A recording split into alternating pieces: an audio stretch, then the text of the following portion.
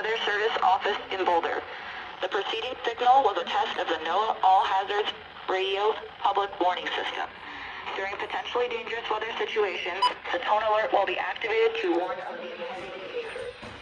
This test of the warning alarm is normally conducted every Wednesday between 11 a.m. and noon.